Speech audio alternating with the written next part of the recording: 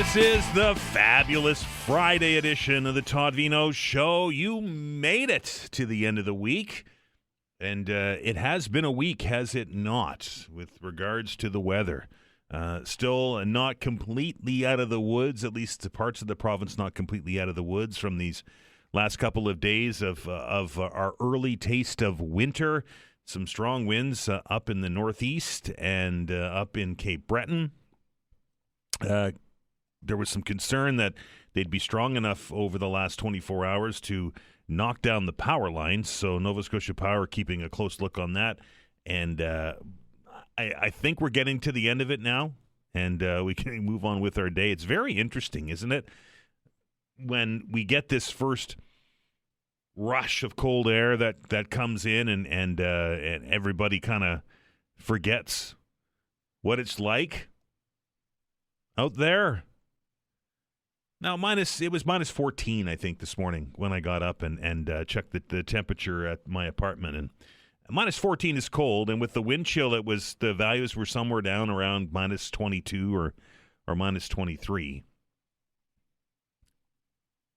But it wasn't like it was, minus 40, or it wasn't like we were expecting to see 5 feet of snow or anything like that. And just listening to people and watching some of the coverage yesterday when it comes to these cold weather situations, it kind of just makes me smile, I guess.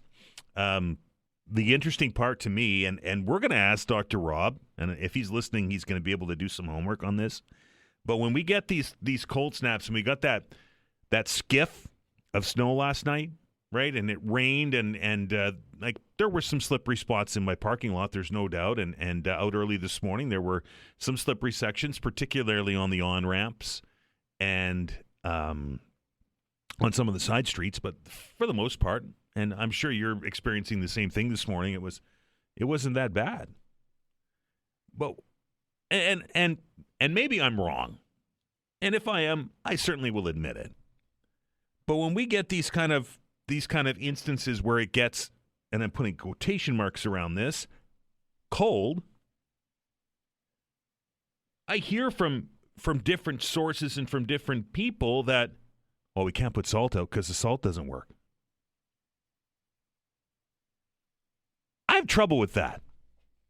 And I wish I had took a picture of it this morning, but there was a perfect example of that. It was minus 14 on my parking lot this morning, and as I was walking, the building superintendent has a plow service, right? And they come by and they dump salt on the driveway. This has become normal, and there was literally puddles of water on the surface of the parking lot. And there's a spot in the lot where it's kind of a dip and there's no drain, and to say that salt doesn't work at minus 14, I don't know if that's true or not. Anyway, we're going to ask Dr. Rob on Tuesday the science of melting snow and ice with salt, because, and I know I say this a lot, but I grew up in a place where it was cold and you salt all year round, and it was never, maybe it doesn't work as quickly, but it works. There was water on the... Anyway, something to talk about on Tuesday. That's the end of my rant on that. And one more thing on the weather. Allister Aalders is going to be here as part of the program today to give us a look into the weekend. And I think he's got some good news for us when it comes to these temperatures and seeing a rise above zero. If you still have outside work to do, still have to maybe put up the lights for the holidays and go out and get the Christmas tree and those kind of things, it might be a good weekend to do that. Polar vortex. Is that even a thing? It just feels like it's a made-up term.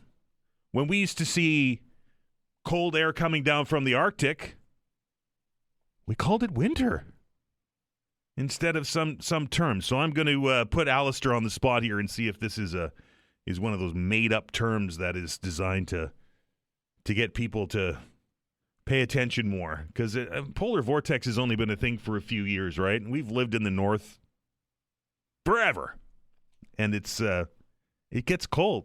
The flow comes from the north, and it gets cold. Weather bomb is another one that drives me bananas. Anyway, I'm falling off of track here. I will say, though, the drive in this morning was all right. People were kind of driving to the conditions, but there are still some out there that don't. And for the life of me, and I'm sure you've experienced this as well, I don't understand the benefit of approaching slowing traffic, right? Because I come in on Highway 102 every day. The traffic backs up in the same spot every day. I don't understand, and you can see where the traffic is. I don't understand the benefit of passing someone to get one spot ahead before you get to the backup of traffic. Why risk that? So you're, what, 10 feet in front of me? Anyway, our first guest today, we're going to connect up after the first break, is going to give us a little bit of perspective of driving in the wintertime. I know that we should be used to it. We should be good at it. We get it every year, but it seems to me that people forget. And our first guest has spent most of his life battling traffic, but on a race course. And with winter driving season here, we're going to connect up with the former professional race car driver Carl Nadeau as part of the show today, so I hope that you can stick around for that. Enough talk about the weather. NSP fired back yesterday. Did you see this? NSP fired back at the Premier in his letter. If you remember back a couple of days ago, Premier Tim Houston released a letter that he had sent to the Nova Scotia Energy Board with some pretty serious allegations attached to it, suggesting that if Nova Scotia Power, with the estimations that are going on, Nova Scotia Power knowingly overcharging people constitutes fraud. Now, NSP yesterday put out a statement, said they haven't broken any laws. So my thought on that is, if that's the case, if you're confident that you haven't broken any laws and there's nothing nefarious behind this, then welcome an investigation into it. Let's open up the books. Let's have a conversation. Let's let the forensic auditors or whomever investigates this have a look at it. Because I can tell you, people out there are pretty upset, and I don't know how much stuff they believe anymore.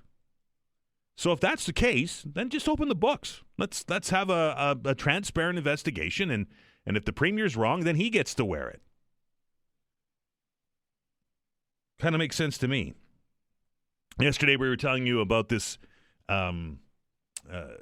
provincial announcement on a crackdown on cannabis yesterday, and that certainly happened, and it certainly is centered upon what the province has said is a problem with illegal dispensaries, particularly on First Nations.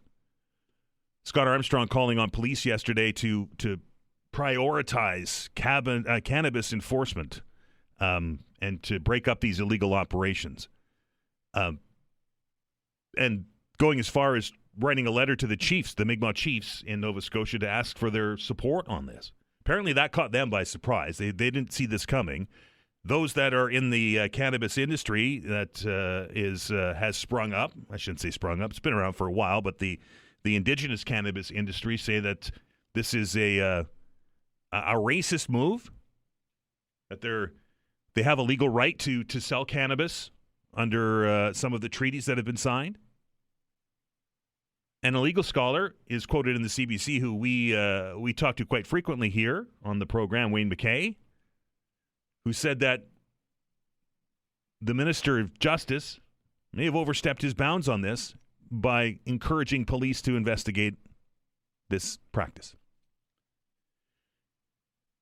Now, I did some research last night and this morning before coming on the air, and I'm not to say that it isn't true, and not to say that the Mi'kmaq people don't have a charter right or a right built into treaties to do this, but I couldn't find a reference to it. I couldn't find a court decision that says that they can sell a controlled substance in Nova Scotia under the treaties that have been signed. I understand that the treaties didn't just freeze in 17, whenever it was. They live on in perpetuity. I haven't seen a court decision on it. Not to say, and again, just to be very fair, not to say that it isn't true, but I haven't found anything on it. So we're going to continue to dig into that. Might be something that you want to talk about when we open up the lines today at 11 o'clock. And speaking of the Premier, new poll out this morning. Angus Reid puts out these polls periodically. They take a look at the performance and the popularity of the country's premiers. And it looks like the shine that has been on Tim Houston here in Nova Scotia is beginning to tarnish a little bit.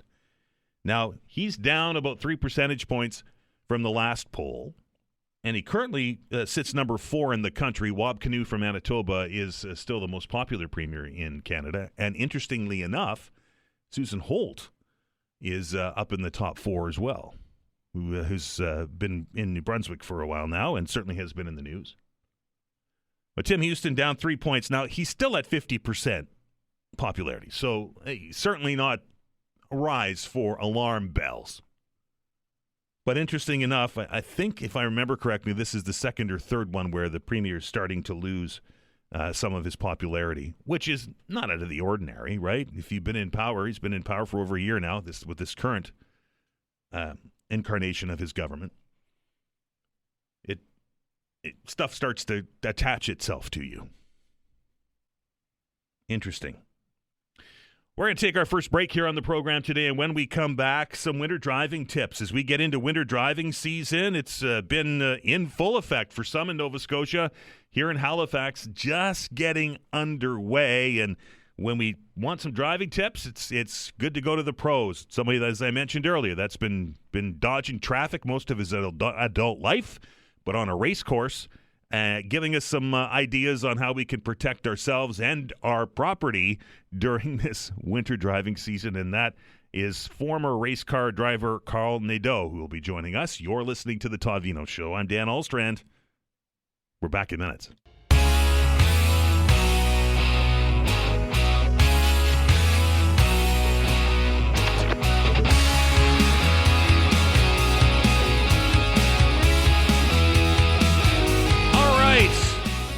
As we head into a Friday, and I'm looking out over the roads today, and it looks pretty quiet out there. I think that maybe people are hunkered down and staying warm today because of the cold temperatures that we're seeing. And to be honest, the drive in this morning wasn't as what's the best word to describe it, vigorous as it normally is, and it's typical for a Friday. But if you were following the news over the last couple of days, when that first weather system, that nor'easter, came in here in December and dropped rain all over Halifax, and then snow onto the places like Cobequid Pass where they had to close it, and there were crashes, dozens and dozens of crashes all over the place.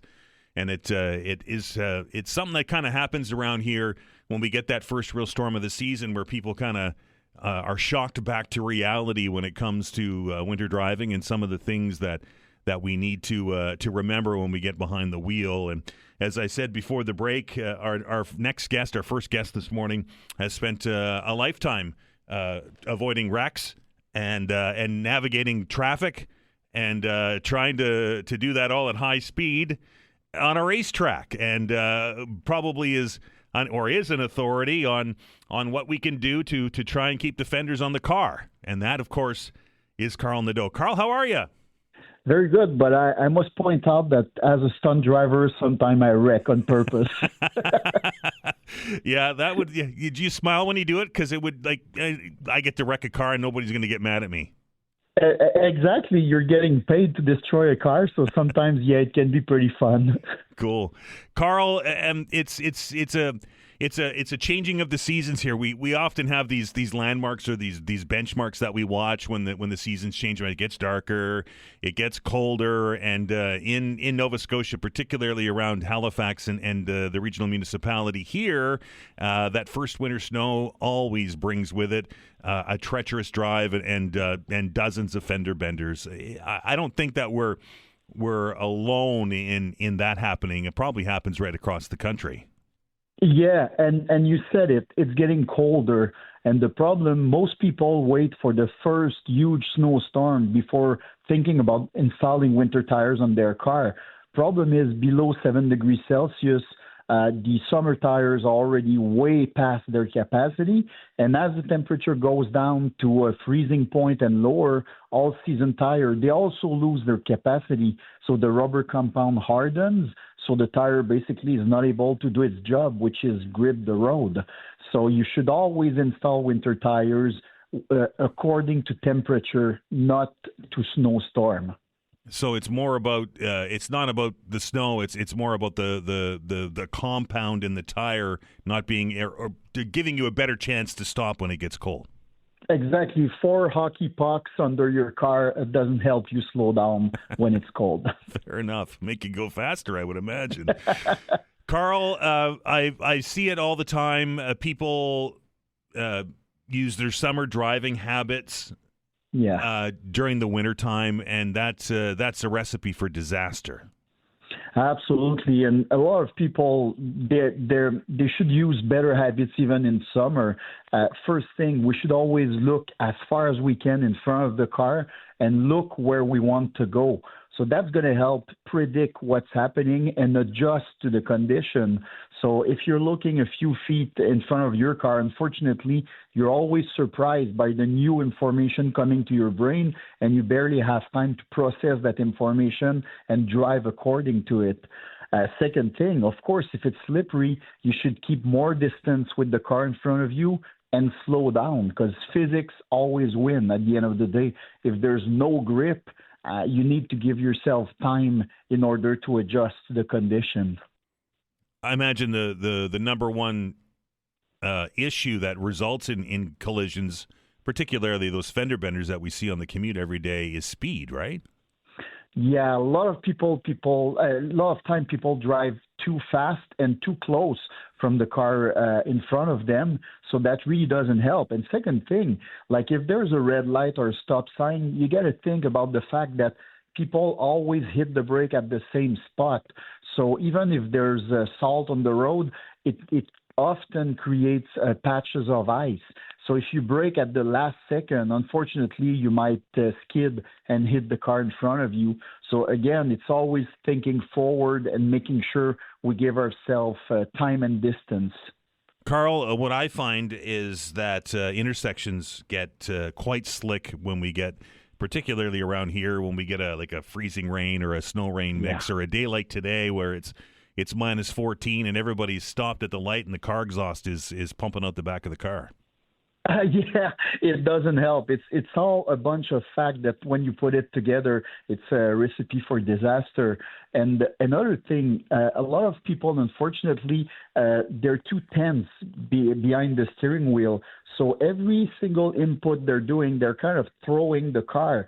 So the more tense you are, the more jerky and disjointed inputs that you're going to give to the car. Last thing you want is to send the car into a slide. So if you have to slow down abruptly or hit the brake really quickly, make sure you keep the steering wheel straight, because a tire can only do one job at the time. So if it's slow down or accelerate, the best thing to do is to have the wheel straight. And when the steering wheel is turned, make sure you keep a steady speed. So if you hit the brakes while the steering wheel is turned, you might upset the balance of the car and send the car into a spin. Carl, inside information here. What's the secret? I know as a race car driver, cars get loose a lot in the corners, and you lose the back end, and it starts to come around.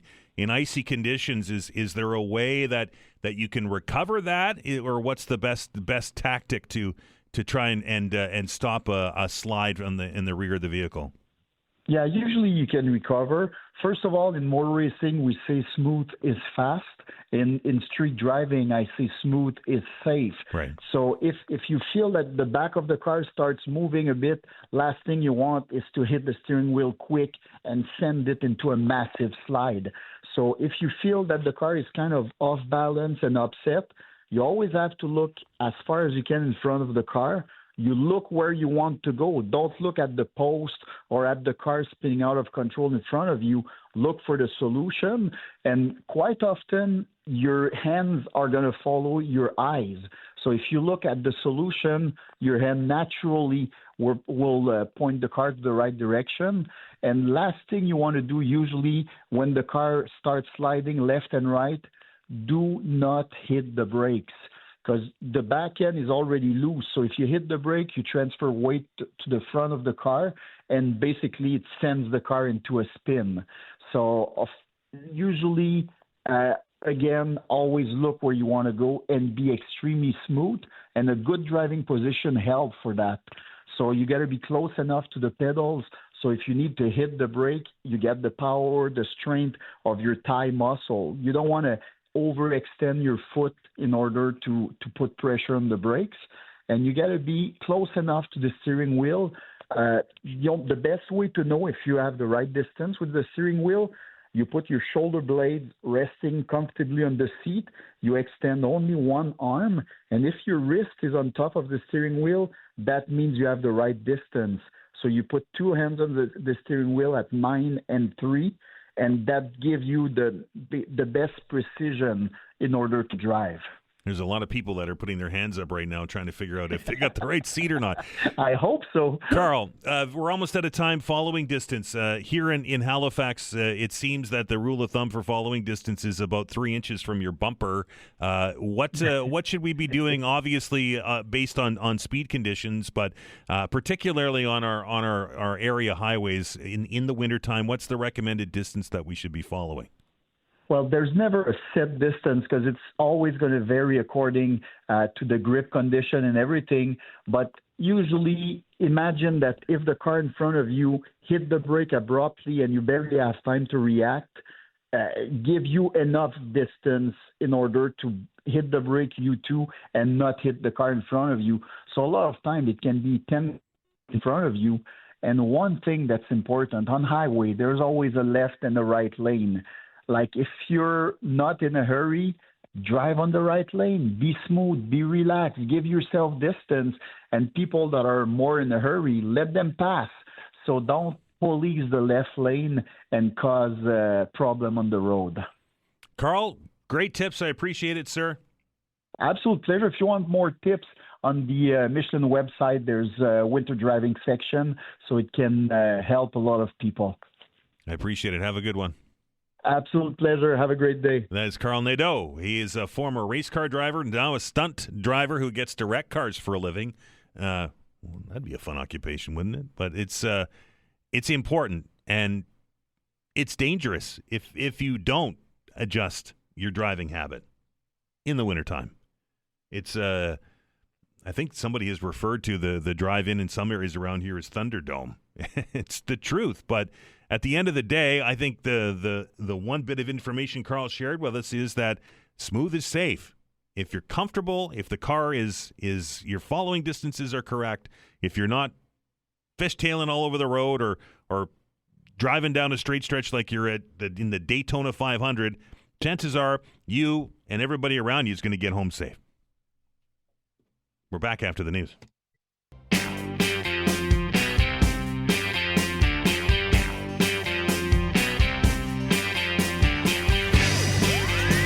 All right, welcome back.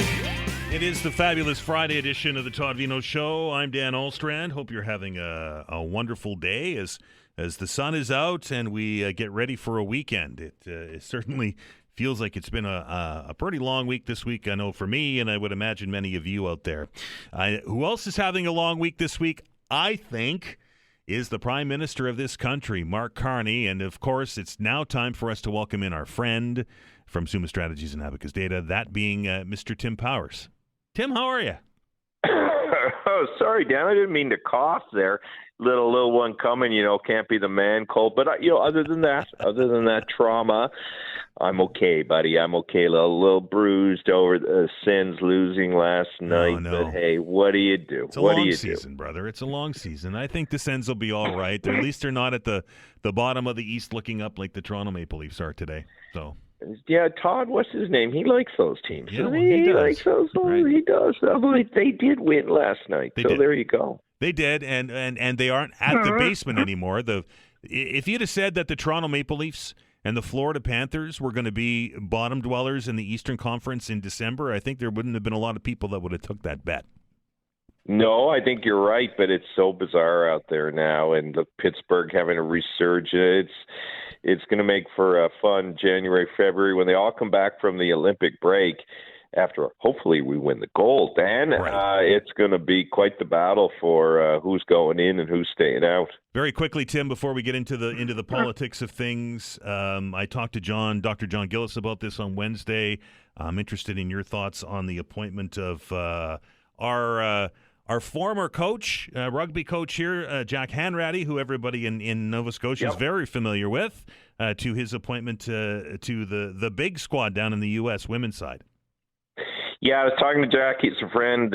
He's a friend of John's. He's a friend of mine. And credit to John and Gino Carew and a bunch of others in Nova Scotia who brought him to Canada. Because had they not done that, we wouldn't have had the positive, huge impact that Jack has had. And it started in Nova Scotia, spread to Newfoundland, and of course won us a silver medal with his leadership. I'm just really happy for him. Here's a young man still in his mid-30s, gets to live in California, gets to work with a program that will give him a lot of money that's on its ascension. What a great opportunity. I joked with Jack, because anybody who's listening who knows Jack knows, Jack's likes his politics as well, too, Dan. So I said, hey, Jack, are you doing the Schwarzenegger? Because, you can run for governor of California and not being an American. So I wonder if that's Jack's agenda. We'll miss him, but the one thing I know Jack will do is he'll spread the word about Canada and Nova Scotia and Newfoundland. So very happy for my friend. All right, Tim, to the politics of the day. And can I say it's a less than a warm welcome this week?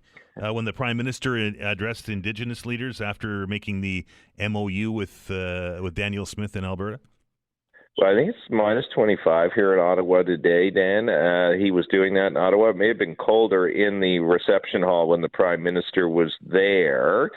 And I think that's been the one big faux pas that the federal government has made fairly consistently now with the Prime Minister, and that's either taking for granted or not understanding the role that Indigenous consultation plays, Indigenous engagement plays. So, yeah, they took some heat from that for that. Although, interestingly, if you've seen the Angus Reid polls and the Abacus polls, a lot of Canadians, a majority of Canadians, I think it was 60 with Angus Reid and 55 with Abacus, support the pipeline. And there's even support in British Columbia. Now, all of that's great, but that doesn't mute or stop or override the jurisprudence, the law that ensures that Indigenous nations have effectively a veto over whether development happens or not. Tim, people have obviously been reacting to the announcement last week or the week before about that MOU and the proposal for this pipeline. Indigenous groups saying it's not going to be built. Environmentalists say it's not going to be built. I had a conversation with one of the candidates that's running for the federal leadership of the NDP who said that it's not going to get built. Is it going to get built? I have no idea, but I think it's more than about that, right? I think Carney's up to something else here. If you remember when he was the head of the Bank of Canada, Dan, one of the things he always talked about and lamented was the fact that Canadian businesses and other businesses globally were sitting on their hands and they weren't investing in Canada. I think he's saying, look, whether it's this opportunity or another opportunity, I'm sending a message to you. I'm prepared to try and create the conditions for you to do business in this country. So get off that money and start spending it. So I think this getting a project going, because there still is no proponent, may be tough here, but I think it's about a bigger play that he has in mind. Daniel Smith had a face-to-face with some of her party and her base, I guess, early on the weekend, last weekend, and that reception maybe a bit warmer than the Prime Minister got, but she did see some groans and a couple of boos from the crowd when she addressed them about the pipeline. Yeah, look, as you saw with John Rustad, the leader of the Conservative Party, or former leader, I guess now, of the Conservative Party in BC, and you're seeing a little bit with Danielle Smith, there's elements of both those parties that, regardless of what the commercial transaction may look like, want no trucker trade with the federal Liberals, and they don't trust them and they don't believe them. John Rustad had also aligned with the federal Liberals and said he liked the deal. Now, that wasn't, the primary motivating factor, as far as I know, for him being undone, but there is that strain of shag him at all costs politics that's out there among some members of those parties, and those parties are going to have to reconcile how they manage all of that, because everything can't just be in the interest of the far hard sides of certain political organizations. She also referenced the Castle Law and said that she was going to look at bringing that into Alberta so people are protected from prosecution if they use excessive force if somebody's breaking in their house. Yeah, that got passed in Parliament this week, private members bill. I think that's popular. As you know, it's been got a lot of notoriety here in Ontario because of what happened this summer, I believe it was, and Doug Ford spoke out about the person who was charged after he argued the person that he was defending himself. I think, we have this base belief that we can do whatever the hell we want to protect our property, and I think that's so popular and commonsensical to people, though, there are reasons why it's not as commonsensical as you would want it to be. That might be a little bone that she's throwing out there to get the hard part of her party on side as she does deals with the Liberals, which they just find gross. And also said that they're going to use the Alberta Sovereignty Within a United Canada Act to push back against the gun buyback. Just when you thought Yellowstone was dead, right? I mean, this is she's doing her best Kevin Costner there, protecting the ranch and the family. The Duttons are all back in power. Yeah, I mean, look, this is all red meat for the base there. I mean, again, kind of nonsensical, but there's a temperament out there for it, and she's got to figure out how that all balances, or do people in the West say, you know what, enough with this stuff. It's just pandering to a certain element of society. It's not helping us. It's not putting food on the table. It's making it tougher for people to invest in our jurisdiction. So she and others need to figure out how they find an accommodation around all that. New food report, speaking of stuff on the table, Tim, came out yesterday, and it's showing that a family of four in Canada is going to spend almost $1,000 more on groceries next year as we continue to battle rising prices at the grocery store. Does the Carney government wear any of this? Well, I bought a bow and arrow now. I'm going back on the land and see if I can help deal with all of this. But it's ridiculous, right? So the answer to your question is maybe a little bit, but you remember, like, the federal government, Trudeau, all that gimmicky stuff. Remember that around Thanksgiving 2004, the grocery ombudsperson. I don't know if that job still exists.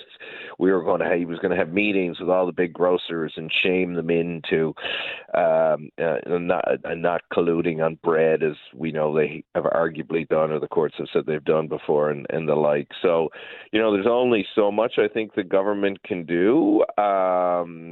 They can put in wealth taxes and things like that, but that again discourages what the Carney government or others are trying to do, where they can provide direct subsidies. Some provinces do that. They can provide, incentives, but I don't think there's a simple one government solution to all of this. But it's worrying. I was talking to the head of one of the food banks in Newfoundland yesterday.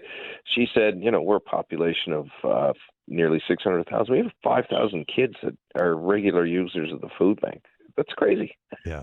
And it certainly impacts everyone, right? And it's very easy to have committee meetings and and bring the Galen Westons of the world in front of these committee meetings who told Parliament that, I think, what did he say, 25 cents was the margin that he was making on the cart of groceries. Like, nobody, and I'm speaking just for myself, nobody believes that.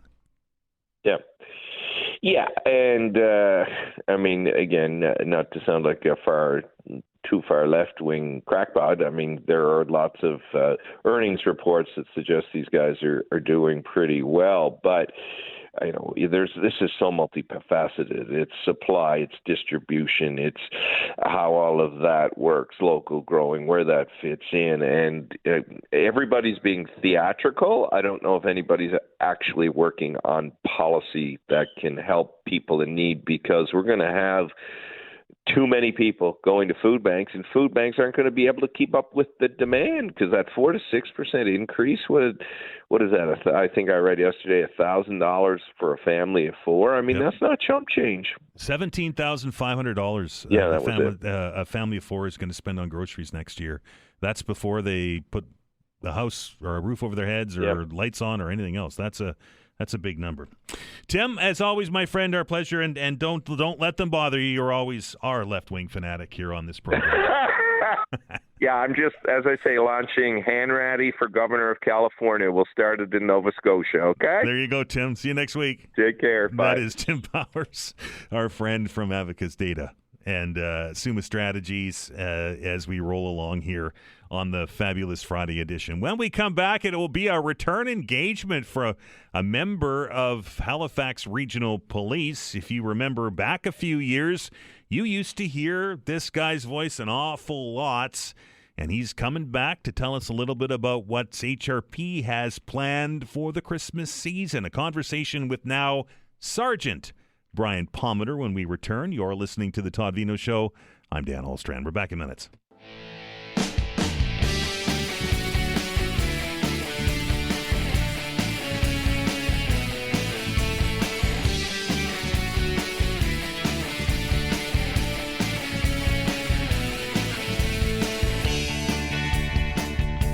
All right, I know it's just the 5th of December, but the Christmas season is certainly upon us, as we're, 20 days away from the day now, and I'm hearing from people in the building here and in my circle that Christmas parties have already begun and that people are getting together with work colleagues and friends and family, and they're getting stuff done early as we get to celebrate the season. And, of course, with that comes the concerns that we raise each and every year about keeping our streets and roads safe during the Christmas season so that everybody can go out and have a good time and they can come home and arrive safely. Halifax Regional Police is launching its Operation Christmas campaign, well, I think it's already underway, to help to reduce some of those instances that we've described, including and with a focus on impaired driving. And I'm very pleased to welcome back to the program. I think the last time that I talked to our next guest, he was a constable and was the HRP media representative. And now, look at him. He's grown up. He's a sergeant. And Brian Palmeter's on the phone with us. Brian, how are you? Good, Dan. Great to talk to you again. It is good to talk to you, sir. Tell me a little bit about Operation Christmas. What is it, and what is the goal for HRP this season? Well, essentially, Operation Christmas is just our way to focus in and remind drivers to make good choices and to not drive while impaired. We do focus on it all year long, but as you mentioned, at the Christmas or holiday season, we do have more partying going on, office parties, things of that nature. So, we want to be vigilant and get out there and basically remind the public to make those good choices. So what we do is we started with a provincial campaign. It was sponsored by the Department of Justice, and we had police from across Nova Scotia in Metro doing checkpoints with us, and again, just getting that message out. But this year it was even more special because Metro Transit donated 600 bus tickets, so we were able to offer people an alternative mode of transportation. So we started with that, and then now what we're doing is we're doing checkpoints through the evenings, some targeted enforcement, of certain areas, and obviously responding to calls from the public for anyone they feel may be impaired. Is there a rhyme or reason to the checkpoints, Brian? The reason I ask that is, people say, well, I drove around all Christmas and didn't see any. But I would imagine that you have a sort of a pattern or a place that you're going to set these things up. We do, depending on, the weather, the number of officers we have in, we pick locations. So last week, for example, we did one on the McDonald Bridge, and we ended up with 3 7-day suspensions, 2 impaired, and a ticket for illegal possession of cannabis. So, we do set these up. And the other thing, though, Dan, is that what I always find every year, I get calls from friends of mine who say, oh, I went through one of your checkpoints last night. Right. So, that word is out there, so people do know that we're doing this. And hopefully, if they were even thinking of making that bad decision, they rethink it and they take another mode of transportation. I mean, there's taxis, there's Ubers, there's Metro Transit.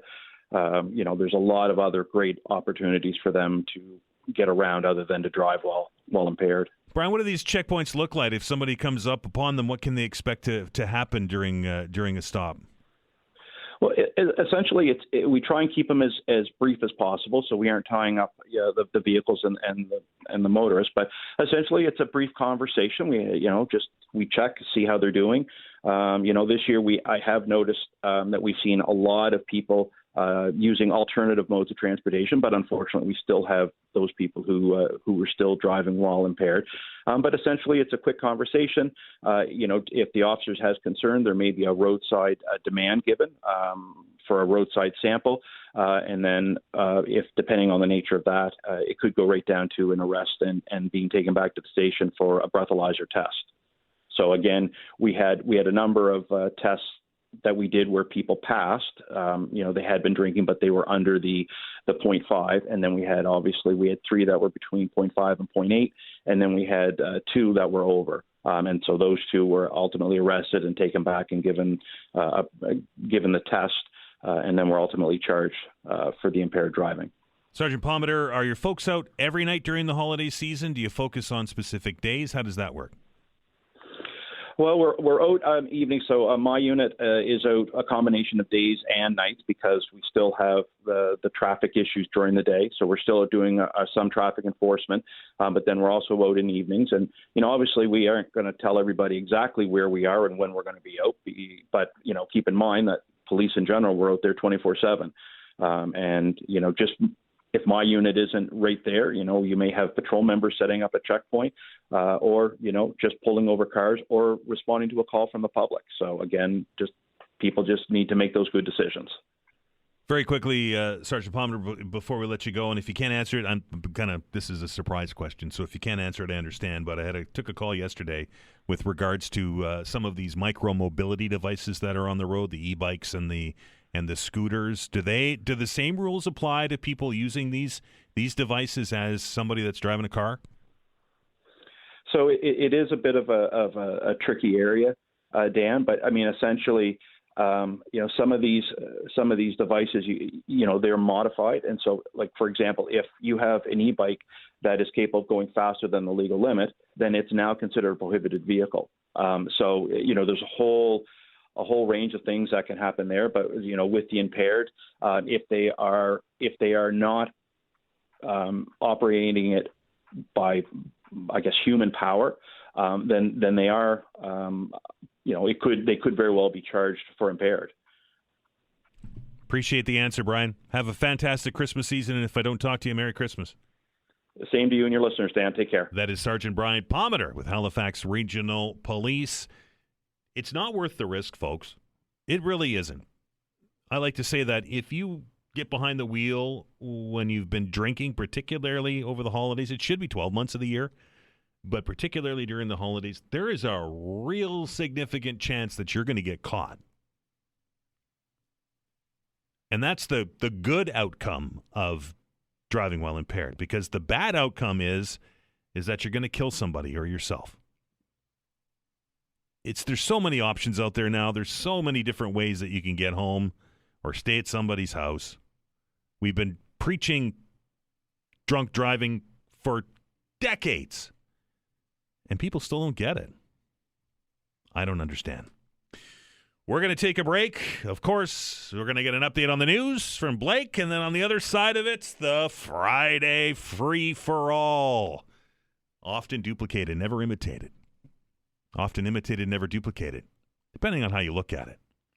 Anyway, we're going to open up the telephone lines, 902-405-6000, 1-877-801-8255. The Friday free-for-all, the catch-all. You can talk about whatever it is that's on your mind, and we're going to do that next.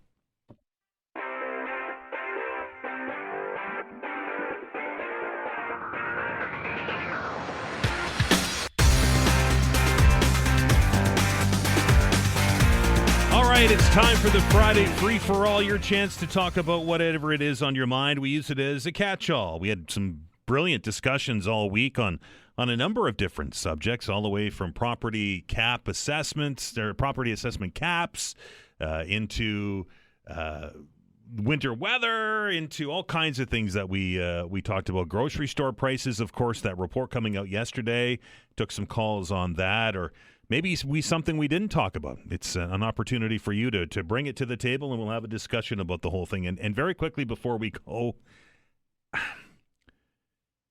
Mark Carney. Oh, Mark Carney. What did he say a couple of weeks ago when somebody asked him when he was going to meet with President Trump next? Didn't he say, "Who cares?" And then he was in front of Parliament and said, well, maybe that was a bad choice of word. Well, apparently he does. Because there we go, Mark Carney again fueling up the company jet and flying to Washington, D.C. to take part in the FIFA World Cup draw. It's a huge event, I understand that, but does the leader of a country need to be there to watch somebody reach into a drum and pull some names out and figure out who's playing who? Now, I know there's going to be a meeting between Mark Carney and the president of Mexico, and it looks like a meeting with Donald Trump. So apparently, Mark Carney cares. Now, I know we railed on this a lot with Justin Trudeau and him and his penchant for travel. And Mark Carney is, over the first bit of this term, hasn't shown to be much different, has he?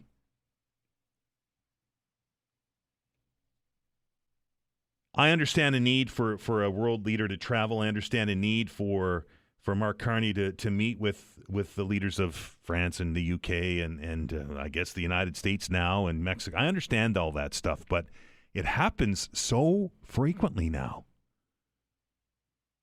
We're talking austerity. We're talking budgets that are way deficits that are huge. And I know the travel budget for the Prime Minister is minuscule compared to the budget for the government and the budget deficit and all of these things. But my goodness, leadership is about leading from the front, folks. It's about leading by example. And what kind of example are you making when you spend less time in Ottawa at your office and all over the world?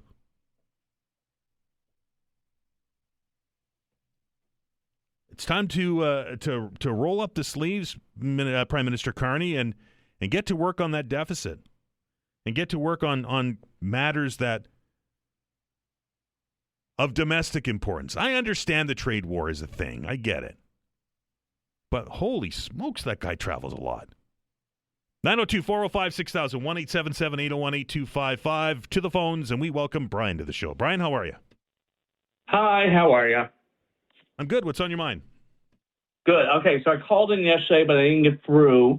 Okay. So we were talking about grocery prices. Yes, sir. There was two. Here, I'm going to just take you off. There was two things that came up that I was thinking about because I was yelling at the radio. I'm sorry for making you yell. No, it's fine. As a father of a very, very picky child, he eats a very particular type of hot dog. Do not judge by parenting, but it's like no-name chicken hot dogs. He loves them. There is nothing nutritional or good about this hot dog in any way. But at one point, it was 99 cents a pack. Yep. It's what he ate. It's what we bought him. Don't judge me. Got it. Since COVID, that 99-cent pack of hot dog, it at one point was $2. So it's like, okay, well, that's 100% markup, but it is what it is. between you and I could guarantee you that nothing in that hot dog has changed. Nope. The cost of slop probably hasn't skyrocketed. Or if it has, a little bit. I mean, everything's gone up, but I get your point. I understand where you're coming from. Yeah. Well, hold up. It gets better because now that hot dog went up to $3. And now if you go to the store, if you go to the superstore and look for no-name chicken hot dogs, they're often $5. Wow, really? That is a 500% increase in a few years for literal garbage. Every once in a while, you'll be able to get it on sale for like $2.99. But this is a store's brand of product that has had a 500% increase in a few years. And you're telling me that the grocery stores aren't in some way involved? Another example, Once again, terrible food. We're talking Oreo ice cream sandwiches. Oh, yummy. You can also buy a box of them. They're delicious. You can also buy a box of them for about $5 to $6. Not a big deal. Occasionally, and I've caught them twice doing this, and I've talked to a manager about it each time, at Sobeys, you will see that box of ice cream sandwiches marked up to almost $10 to $11. Wow. And then put on sale for the price it was last week. The BOGO thing too, right? Where they say it's 2 for $1, but the prices go up, and then they say that you're getting a deal because you're getting 2 for $1. It's almost like you're reading my mind, because I was just about to mention the Jane's Chicken deal that Sobeys comes out with every once in a while, where you have to buy 8 boxes of chicken strips to get it for the $5 deal. 8 boxes, that's ridiculous. Right. We know they can afford to sell it at $5 and still make a profit, or they wouldn't be doing this deal. Why require individuals to buy 8 boxes of them? Like, I'm very lucky to be in a position that I'm not starving to death. I'm not having issues on a monthly. I'm not living paycheck to paycheck at the moment, which is really lucky. And I know I am the rarity in this situation. But for others, this is ridiculous. Brian, I totally understand where you're coming from, and I'm in the same situation that you are. I'm fortunate enough not to be living paycheck to paycheck, close, but I'm not. But it fires me up when I go to the grocery store and I see this stuff. So our average grocery bill has gone from about $150 a week to almost $250 a week, and it's the same people. My 9-year-old has grown a little, but trust me, he's still eating his no-name garbage hot dogs. Like, his consumption isn't $100 more than it was a few years ago. One other thing before I go. Sure. We hear a lot of callers call in and complain a lot about different government employees, or just employees in general, about what they make in their salaries. So yesterday, and I don't remember who came out with this data, it may have been Statistics Canada, but we learned that 27,000 federal employees were making, that was the total, that were making over $150,000. So I was seeing a couple of these posts online, and it was really kind of nice to see people go, oh, wow, it's only 27,000 people. And those people are just making a living wage. They're not making excessive amounts. Like, we've been talking a lot about Nova Scotia Power. Do you know how much the current CEO of Nova Scotia Power makes? It's obscene. It's like $2 million. I got a power bill recently for $700. In the last the year comparison, the power bill was $350. So it's more than double their estimate, air quotation estimate. And it's ridiculous. Sorry, just to go back to grocery, say one more time. There's a local influencer called Halifax Retails. Yep. I hope maybe you reach out to him, because every year he does a grocery comparison amongst the stores of 21 items. Unfortunately, I can't find the list. Okay. But last year, of the 21 items, and he picked items that he was able to buy at all the grocery stores. Giant Tiger was $95.67. Walmart was $100. No Frills was $106. But then you have Sobeys and Superstore that are $130. That's $40 more than Giant Tiger for the exact same things. Great call, Brian. I appreciate it, sir. Enjoy your hot dogs. Thanks. Bye-bye. 902-405-6000, 1-877-801-8255. I enjoy a good hot dog. I really do. It's something that I don't know. I grew up eating them, and I enjoy a good hot dog. In fact, I one of my things I do when I go to watch sporting events is enjoy arena hot dogs. Simon, our sports guy, and I talk about this all the time because for whatever reason, hot dogs at the arena taste that much better. Anyway, I have as well noticed that the price for wieners have been exorbitantly high as of late. It's I don't even have a word to describe it. Anyway, $1.73 million is the last number that I've been able to find for a salary for the president and CEO of Nova Scotia Power. $1.73 million. That was in 2023. Taking our first break. Friday Free For All continues on the other side. Back in minutes.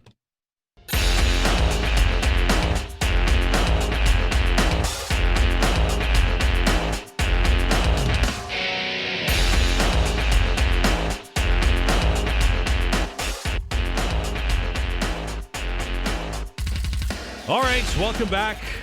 Dan Olstrand here. It is Friday. It is the Friday Free For All. There are several lines open. If you want to get into the conversation and bring something to the discussion, you can. 902-405-6000 or 1-877-801-8255. Look at it as a way to get it off your chest as we head into another weekend here in the province. Again, those numbers are 902-405-6000 or 1-877-801-8255. And we welcome Tyler to the show. Tyler, how are you?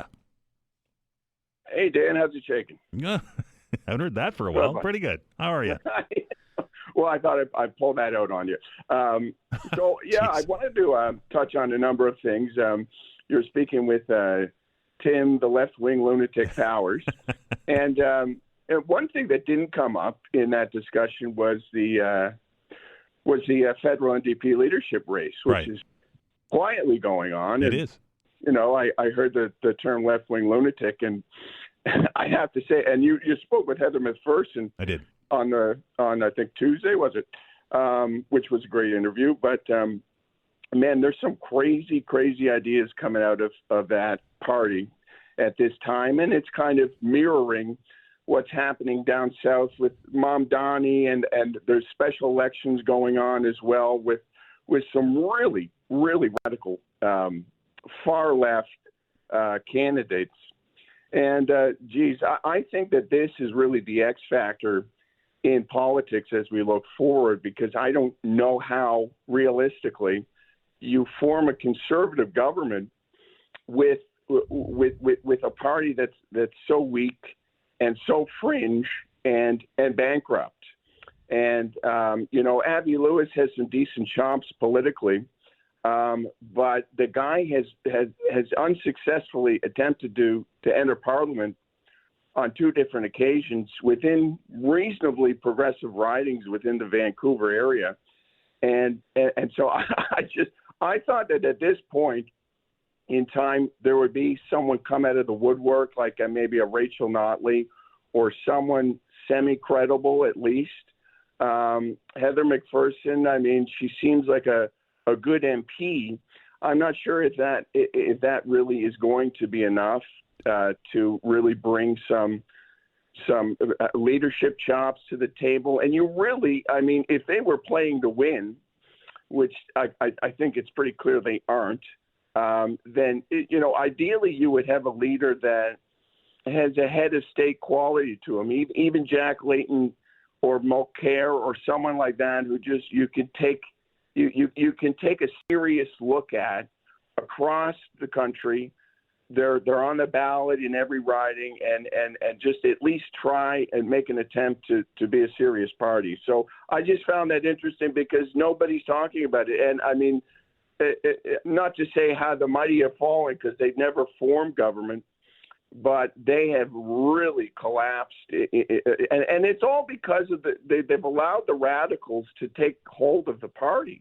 And I just find that a shame. I'll disagree with you there, Tyler. I think that there are a lot of disenfranchised traditional NDP voters that punish the party this time around for supporting the Trudeau government.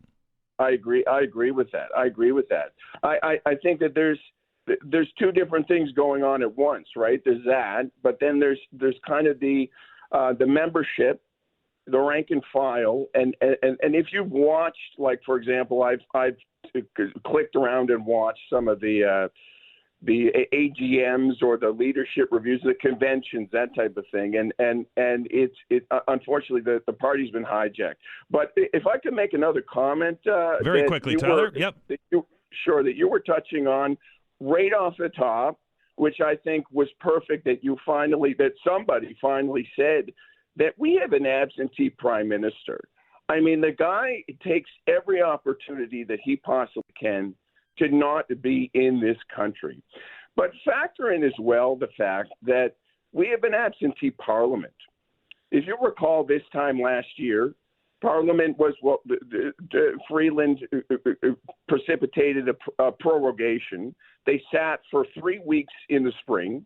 They've come back for the fall sitting, and this will be the shortest sitting of Parliament for a year from first of the year to the end of the year that we've ever had.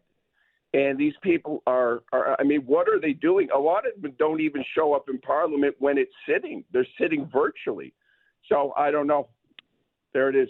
Tyler, have a great weekend, sir. All right, appreciate it.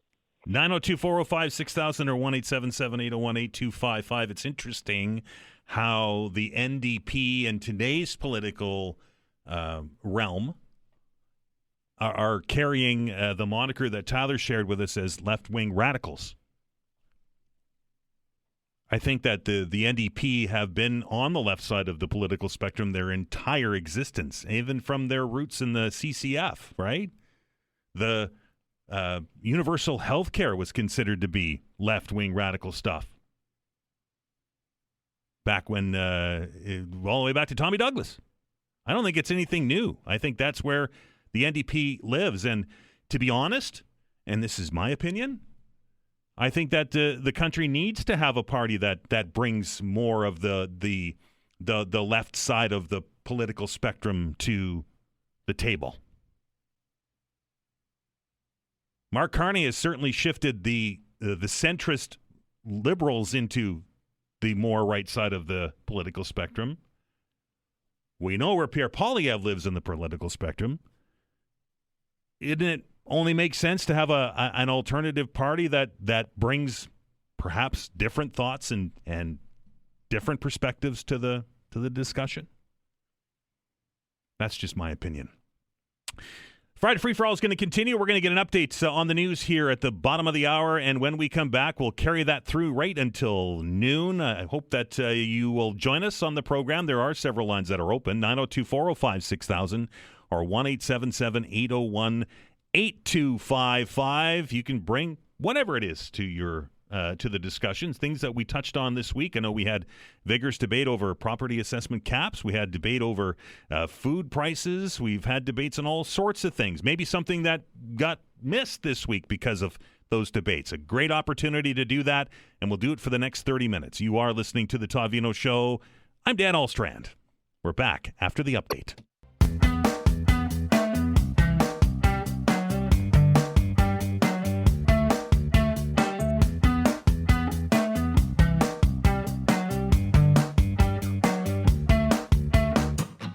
Welcome back. Friday Free For All continues. Several lines open if you want to get into the conversation. 902-405-6000, 1-877-801-8255. If you were listening during my opening monologue today, I was mentioning the cold weather and these meteorological terms that have crept into our daily conversations that, I mean, to me, feel like they're just words, buzzwords. But anyway, I mentioned polar vortex, which is the word that's been used for the reason why we're seeing this drop in temperature here in HRM over the next 24 hours. And a good friend of the show and the program manager over at the Canadian Hurricane Center, Chris Fogarty, who is the weather whisperer, as we call him, said that Allister will likely explain it when he comes on the show, and he's going to be here in the next hour. But he says polar vortex is a meteorological term that's been in our vernacular for decades. It has only been recent years, that's the past decade or so, that it's crept into the mainstream. In the winter, this vortex exists in the higher latitudes and upper atmosphere. Actually, he says the stratosphere, to be correct, and does occasionally intrude southward and impacts us with particularly cold conditions. These days, we reserve using the term in media interviews, for instance, for particularly cold midwinter Arctic outbreaks, another term that is effectively related to the so-called polar vortex. That from Chris Fogarty, who's listening to us in Dartmouth at the Hurricane Center. And there you have it. I'm Chris is the weather whisperer. But it just feels like that we lean on these terms, and I mean, and I get it, and the media is responsible for it. I'm in the media, I'll admit it. We are responsible for it. But it just it makes things, I don't know, gives it more urgency, maybe gives it a little more pizzazz, perhaps. But I mean, when the Arctic outflows come from the north, there's a reason why, and then Chris explained it to us. But in the past, we just called that winter, right? Let's welcome Chris to the show. Chris, how are you? I'm not bad. How are you today, Dan? I am well, sir. Happy Friday. What's on your mind? Yeah, happy Friday to you and everyone else out there. Look, when you were talking Nova Scotia Power salaries, don't forget bonuses and stock options. Right. Yeah, absolutely. They often, in corporations, bonuses and stock options can sometimes far exceed the actual salary. Yeah, it's when it comes right down to it. It's a lot of dollars. You're right. We do need the NDP showing us the left side of things just so we can underscore how much better the right is. Your opinion, Chris, not mine. But anyway, carry on. I know. I'm just joking with you. I do believe that, though. And as far as forming a government, the NDP don't have to form a government to exercise control. Look at what they've done supporting Trudeau and now Carney. Right. And we know that the history of the NDP, as I mentioned earlier, all the way back to the CCF, managed to get universal health care and pharmacare and all of these things done when not being in power. Well, to be honest with you, they may have been able to achieve and get more done by not being in power. Right. Just supporting the people that needed support to stay in power. You bet. Anyway, look, what I'm calling about today is I don't know if you saw the new drawings or not that have been submitted by Primaris REIT for the proposed redevelopment of the West End Mall, Mumford Road area. Mumford Terminal area. Yep, I saw them. Yeah, did you see them by chance? I did. Yeah, they've gone up to 42 stories on at least one building now, and adding about 1,400 units to the mix that they had proposed before. And when I saw that, I thought of you, Dan. Me? Why? And why? Well, because you've advocated lately, and it's fine to maintain. And you've mentioned fairness in taxation regarding providing services, right? Yep. Okay. Is it fair for single-family property owners and small building landlords to pay a higher tax rate to support the extra services, personnel, and so on that will be required to service and maintain and accommodate these huge building developments? I don't know what the rate is that they pay, Chris. I'm at a loss here. I don't know if it's is it based on occupancy? Is it based on square feet? How does it work? Well, it would the way I understand it, and if Gloria's out there, she's done big assessments. I think that as long as it's residential, you pay the residential rate. It's just going to be a hell of a lot more dollars because you've got such a much more valuable property. Right. And I know that developers, when they put in a development, they often have to pay for new sidewalks and different things like that, and some stuff that's adjacent to the development. But I think they should be forced to pay for everything that is needed to upgrade, whether it's water, sewage, roads, fire services, police services, schools, whatever, that are going to be needed that would not necessarily be needed if it weren't for that development. Because we're not talking services like water and sewer, for example, just coming out of the building to hook into the main. These main lines that supply water to an area or take sewage away and so on, they may have to be redeveloped for kilometers away to get to that in order to look after it properly. Halifax Water, for example, or fire, they can't effectively fight a fire in a building higher than 22 stories. They don't have the equipment to do it. So now, if they've got to prepare to be able to service a 40 or 42-story building, what kind of equipment, new equipment and facilities are they going to need to accommodate that?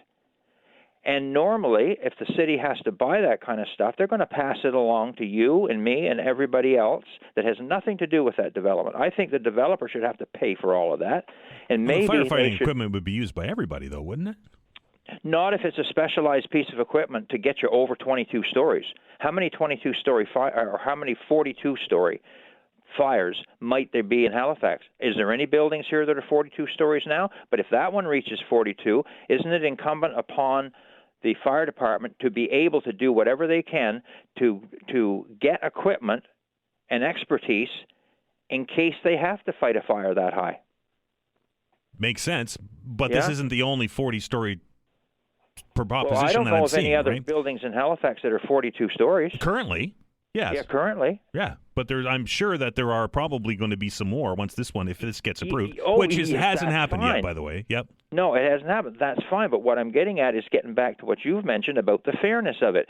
Should the developer not incur all, or at least a lion's share of all those extra expenses, rather than the taxpayer, the senior that's lived in their home for 50 years, the young family that are struggling trying to pay for a home and live, should they have to shoulder an extra tax burden to pay for these big developments? No. Now, when it comes to property tax rates, and we're assuming, or I'm assuming now, that the rate would be the same as long as it's residential per 1,000 or per 100 of assessment, you pay the same rate. Well, maybe they should have a change in that. Maybe there should be a premium on property tax where you pay more per 100 of assessment if you're 12 to 15 stories versus a single-family home, and maybe increase it incrementally when you exceed 20 stories, 25 stories, 30 stories, etc.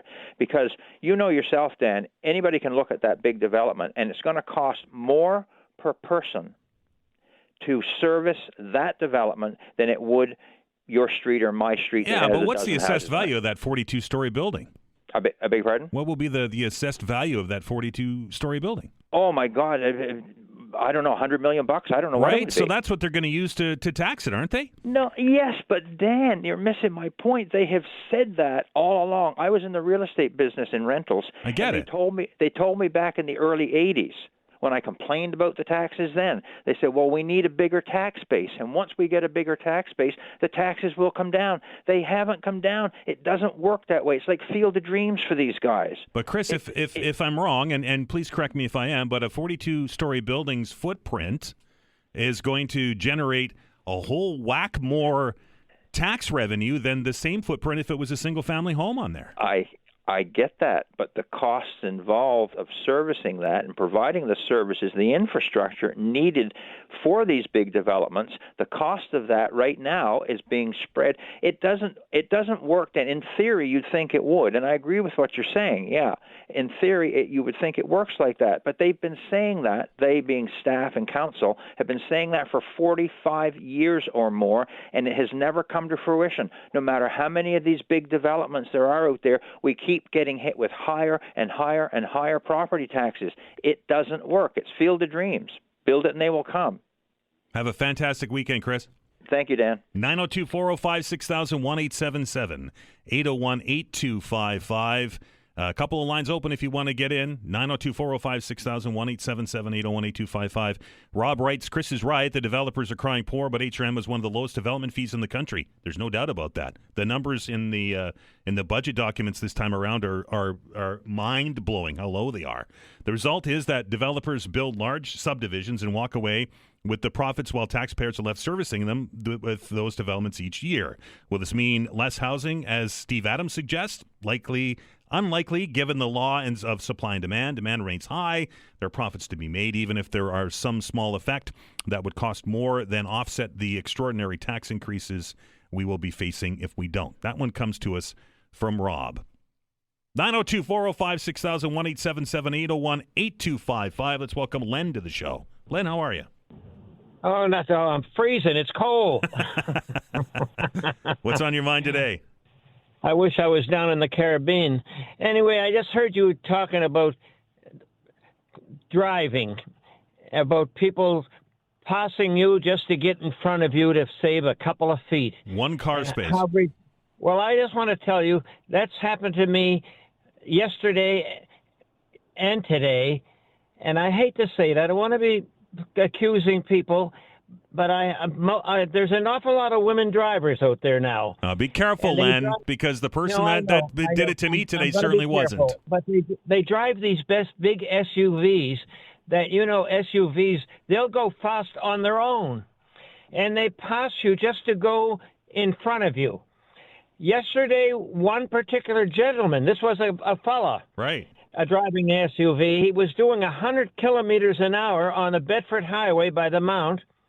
So then to qualify all this by picking out a gender, you're defeating your own argument, right? Oh, I know, but I'm telling you right now, this was a man, right, and he was a young man, right, and he kept driving. I was actually going to Middle Sackville myself, and I followed him to see if he would slow down.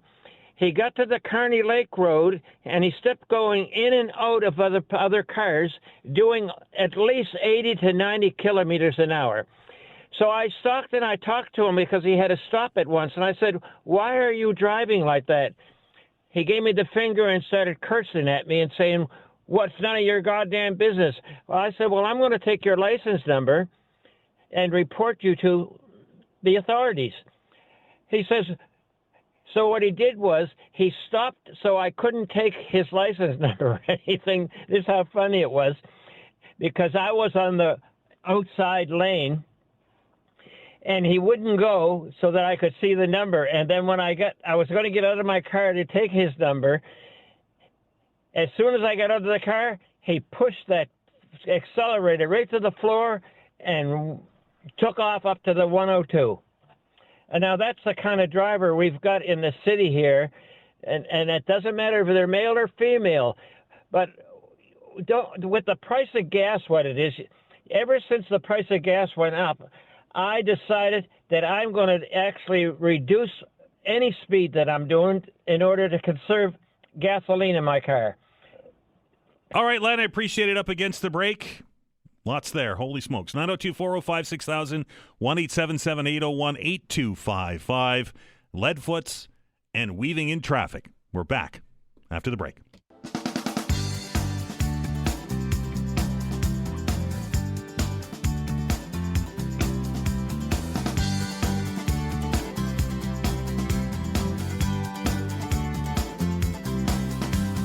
All right, welcome back. Flying along here on a Friday. Holy smokes, we're almost done the open hour. There's a few minutes left, and there are a few lines open if you'd like to get on and do the proverbial, as Rick used to call them, the quick hitters, and get it off your chest before we head into the weekend. 902-405-6000 or 1-877-801-8255. Let's welcome James to the show. James, how are you? Fine, thank you. Good morning. A topic that's been going on all week, the issue of property assessments and the cap and the resulting property tax payments. Mm-hmm. This probably won't be popular, but sure, people say I can't afford to pay. If there were no cap, I would not be able to afford to pay my taxes. I'd have to sell my home. I think people may be overlooking the fact that if your home, the value has doubled in 10 or 15 years, and that's not unusual in HRM these days, you could walk into any bank and get a homeowner line of credit in 5 minutes to be able to afford to pay your property taxes if the cap were lifted on assessments. You're sitting on a hugely valuable asset for which you did not perform any labor to reap the several $100,000 benefit that you have reaped. So I guess the whole property tax system could stand a look, but broadly speaking, the assessed value of your home reflects your ability to pay. You don't have the cash in your pocket, but it's available very easily to you. And until we come up with a better system, having no cap is far fairer than having a cap. James, I appreciate the call. Okay. 902-405-6000, 1-877-801-8255. I don't think anybody wants to see a senior that's been living in their home have to go to the bank to get a loan to cover their taxes. I certainly don't. But I think that to James's point, that the way that we deal with property taxes certainly needs a look, and it certainly needs to look at how equitable it is to everybody, how fair it is to everybody. What the answer is, I don't know. And I don't know what the answer is. Do we pay per service? But then from what Chris was saying earlier, right, how does that work with commercials and those kind of things? But that all being said, it just doesn't seem to make any sense to me that if you walk down, and I've said this a couple of times this week, if you walk down a street, a neighborhood, and there's 10 houses, and each one of those houses is paying a different amount of tax every year based on assessment, even if all things are considered equal, right? One's not much larger or anything else. If there's a neighborhood with houses that are all relatively the same size, scope, everything else, and everybody's paying a different tax bill, it still doesn't make any sense to me. And hopefully, when City Council gets this report back, we'll get a closer look at that and some options. Maybe there are different options out there. 902-405-6000, 1-877-801-8255. Let's welcome Mike to the show. Mike, how are you? Good, buddy. How's yourself? I'm okay. It's a Friday. $400 million from the feds to the steel plant. And in Sault Ste. Marie you're talking about? Yep. Yeah, the steel plant. Okay, yep. And then they laid off 1,000. A third of their workers got laid off. Yep. What sense does that make, Dan? It's certainly. Christmas. I think there shouldn't be some serious questions asked about that. You're correct. Well, exactly, and it's been kind of burning me up a bit the last couple of days, and I was thinking that the worst part about that story is 4 years ago they gave them $425 million. Now, doesn't that indicate that these people are pretty incompetent and that they can't run their business? Or their business model certainly is suspect. That's for sure. Yeah, they blew through almost $500 million in 4 years, and now they're back at the door crying again. And on top of it all, they ended up getting another $400 million, or I think it's $500. Didn't the province throw in $100 million? You're probably right. Yep. Anyway, and then what are you doing with $500 million that you can't keep your employees? What I would be really suspect of is the leaders of that company.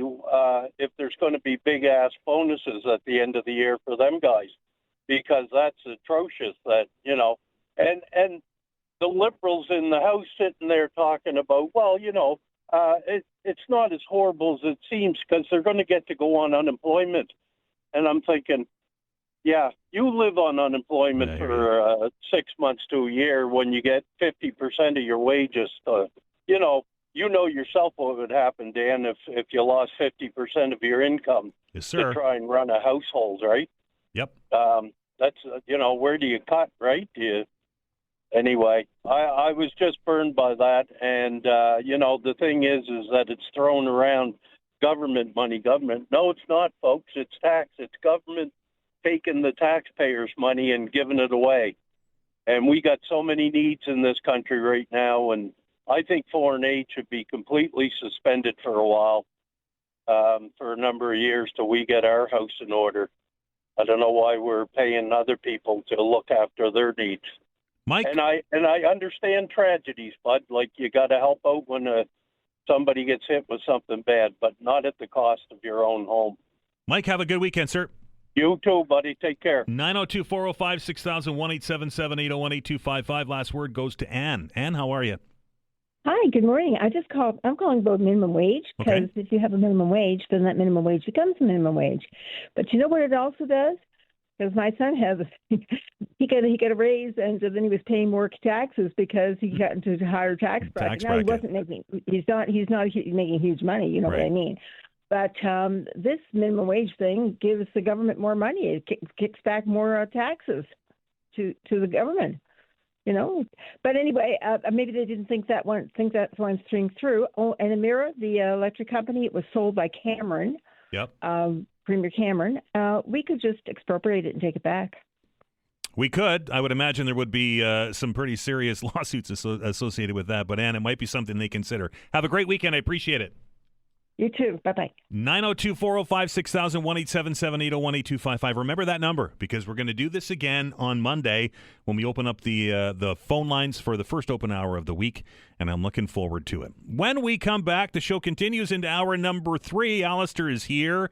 He's going to give us the very latest on the weather forecast. We're going to take a look at, we talked about breath samples from drivers. Well, they're also taking breath samples from North Atlantic right whales. How do you do that? We're going to find out as part of hour number 3. And when we return, Halifax Fire is in the process of beginning some more recruitment to bring the next generation of firefighters into the fold. We have the Deputy Chief, Professional Development, Performance, and Safety within HRFE, and, of course, Talent Acquisition Advisor for the Halifax Municipality and Halifax Fire. That'd be Taylor Blake, Deputy Chief Dave Meldrum. We're going to talk firefighters when we come back.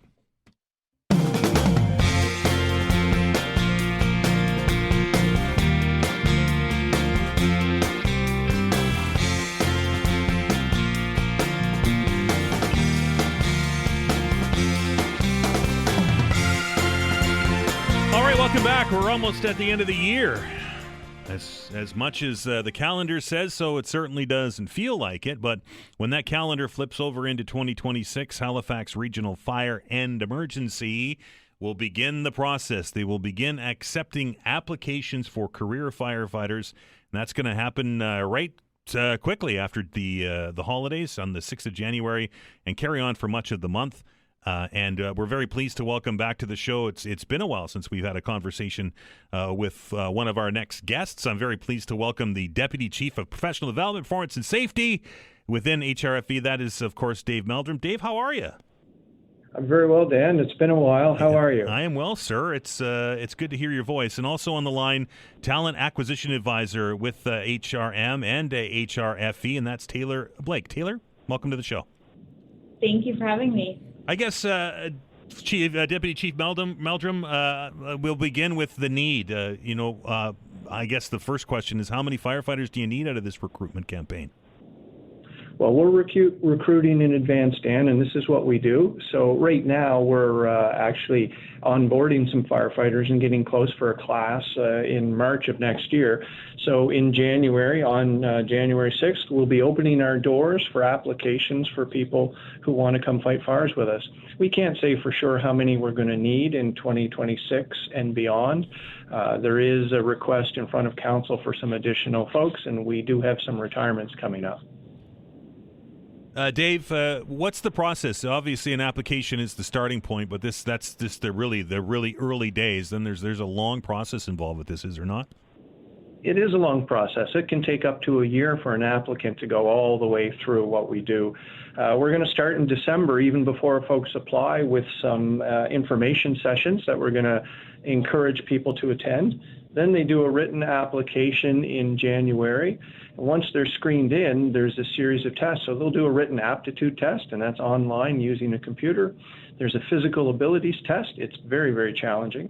There's a panel interview, and if they get through all that and move forward, we'll do medical examinations, we'll do an integrity interview and some other stuff. What's really important, Dan, is folks can get all the details at our website at halifax.ca/fire recruitment. Each and every one of these processes is explained in details with tips for folks to be successful. Deputy Chief, the physical component obviously is the one that when I talk about firefighter recruitment, I hear a lot about in the test. Can you give us an idea what it is? It's based in situations, is it not? It sure is. It replicates the physical demands on a structural firefighter. Starts with a VO2 max or a treadmill test, which is highly exertional, and where we have a trained staff who measure a person's capacity to convert oxygen to energy with their body. But then they hop off that treadmill and they've worked hard, and they go through another 8 firefighter simulated exercises. So they're going to drag a mannequin, which is as heavy as a person. They're going to carry tools and equipment up and down stairs. They're going to go up one of our tall ladders.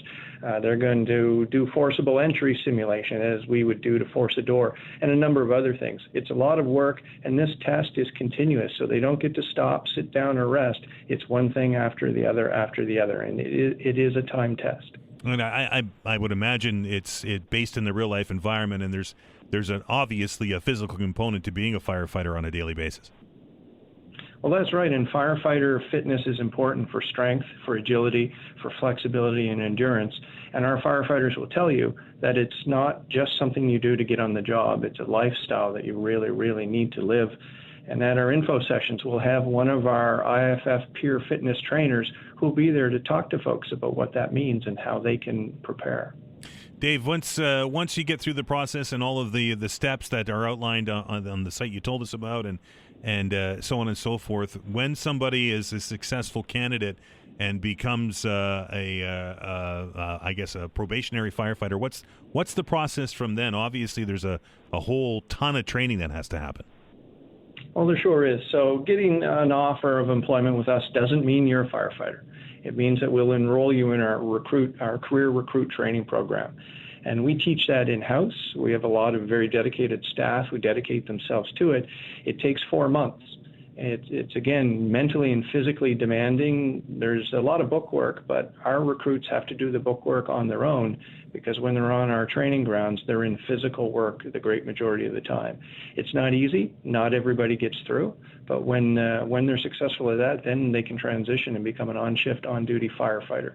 So, Dave, timeline from the time the application begins to you go through the process and then you go through all the training to your first, I guess, day on the job is how long usually?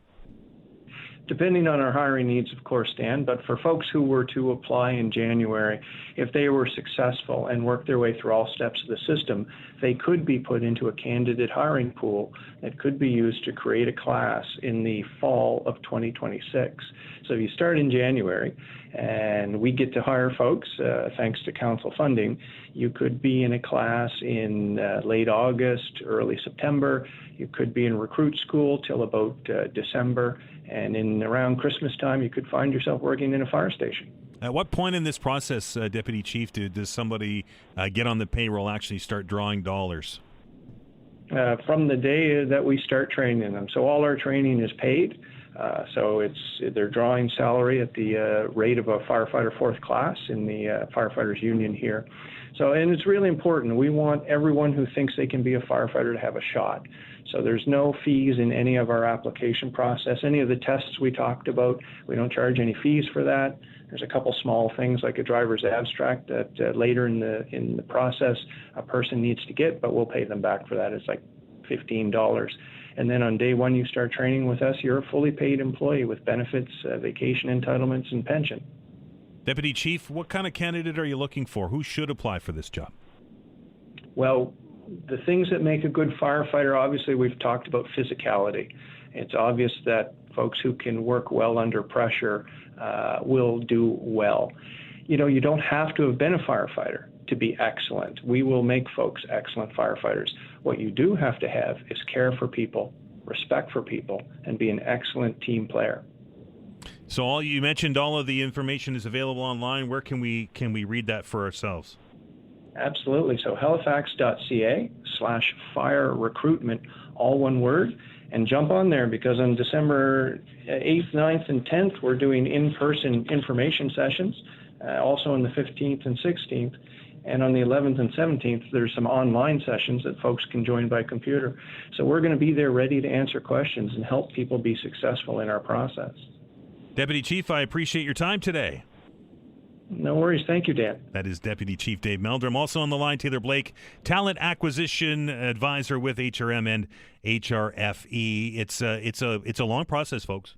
Knowing some that have gone through it, it's It's a long process. There's a lot involved, but you can imagine that it is an involved job that you need to have all of this stuff in order to perform it, because at the end of the day, right, these are the folks that are going to come into a burning building and rescue me or you or your kids or your mother-in-law or even your dog or your cat. And that's a physically demanding job.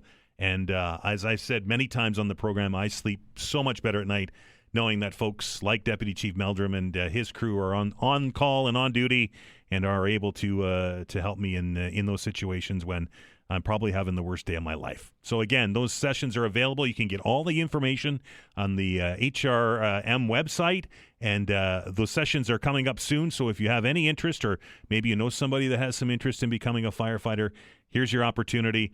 Get the process started, see if this is for you, and then get into the process and get the applications in.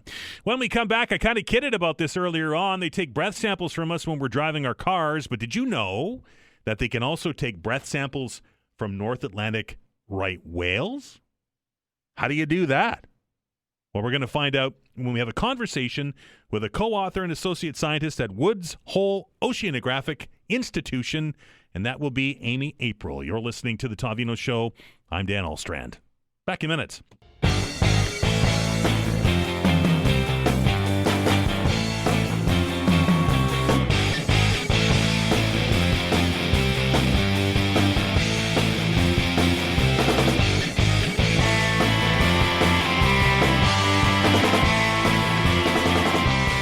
Welcome back. It's Friday. Happy Friday, everybody, as we roll towards the weekend here. We do have a lot of discussions about the North Atlantic right whale. It is certainly a talker, and I think that people that live in our part of the world have an affinity for these whales and the state that they're in with them being endangered and such. And as you can imagine, there's a lot of research that goes on with these huge animals in an effort to try and figure out what's going on and how we can better protect them, and the list goes on and on. And I came across this article on the CBC's website, and it certainly grabbed my attention.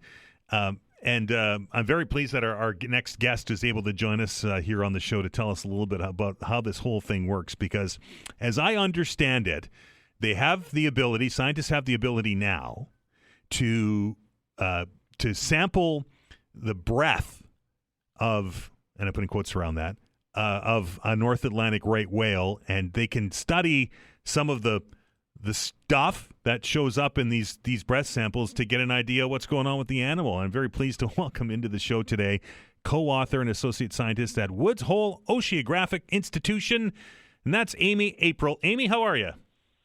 I'm doing great, Dan. Thanks for having me on the show today. I guess the first question that everybody's asked me out in the newsroom today, do North Atlantic right whales have bad breath? That's a great question. They can certainly have bad breath. Usually we don't get close enough to smell it, though, so I guess that's kind of good news for the science. Right.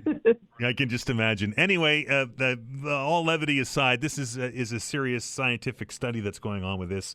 And you're able to collect samples from these animals while they're in their environment. How do you do it? Yeah, it's fantastic. So basically we fly a drone over the animal about 10 feet above the animal. The animal doesn't really know it's there. They don't respond to it. And we're basically just waiting for the whale to surface. So, the whales spend most of their time underwater, but they're mammals. They have to come up and take a breath.